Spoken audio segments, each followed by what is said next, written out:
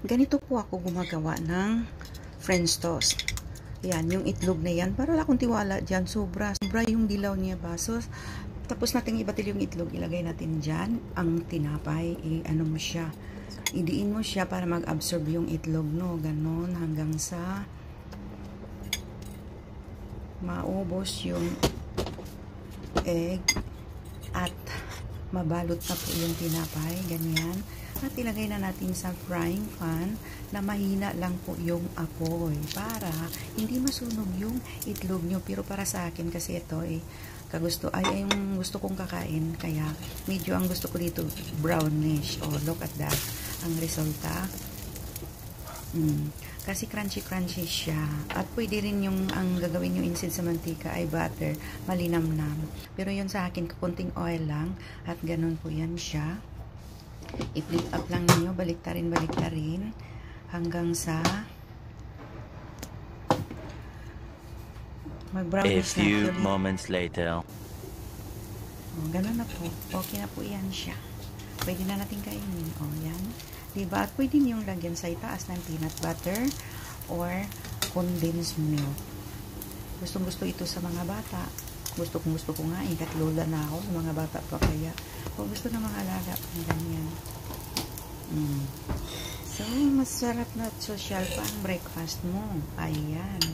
At tikman na po natin kung masarap nga ba. Alright, thanks for watching. Gagawin nyo yan sa bahay nyo. Ano lang yan, easy lang yan. Kadalasan sa atin, may na tinapay eh. So, gagawin nyo lang ganyan. Kahit hindi na nyo lagyan ng itlog, no? I-ano na lang nyo sa konting butter. Ilagay sa frying pan. At lagyan ng butter. At, ayun, babara ng condensed milk sa taas. Or, sugar. Pwede na sa mga kiddos yan. Thanks for watching. Yummy, yummy sa tummy. Bye-bye! Ito na nga. Alright? Tikman na natin. Yum! Ang sarap. Ang sarap kaya. Okay. Thanks for watching. If you like this video, please like and share and comments below. Okay, maglagay na tayo ng mantika. Maliit lang yan dahil ako lang naman kakain eh. Alam mo, diba nagluto ako para sa aking sarili. Late na. Ay, tama pa. Alas 12 just lagay ko na yan siya ng bawang. Bawang, ahos. At, ito, ganyan natin. Para, pabango siya. At, ilagay na natin yung palaya. Meron na tayong dalawang itlog. So, ibatil natin ganyan. No, turuan ko ba kayo? Ito na ang pinaka-easy. Easy to do. So, ang style ko dito ay ganito lang. Lagay ko na siya dyan.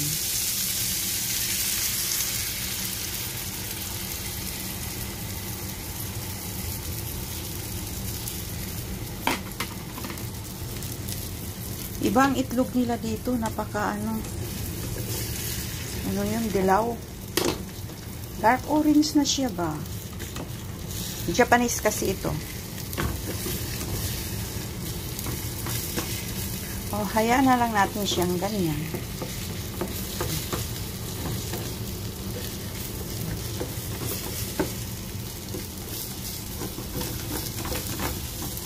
Kulang yata sa mantika. Pero hayaan nyo na. Okay lang yan.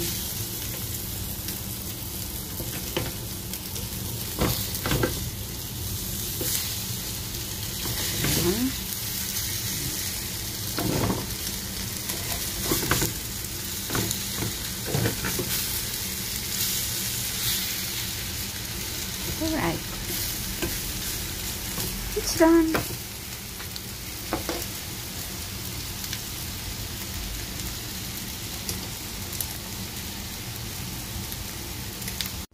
Hot pa yung pinggan ko.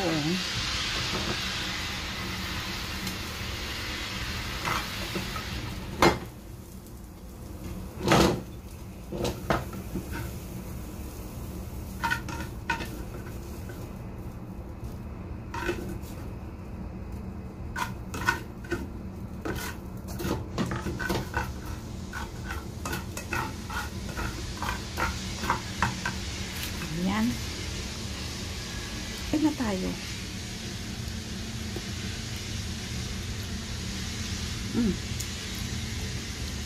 Lasang Pilipino. Okay, kain na tayo.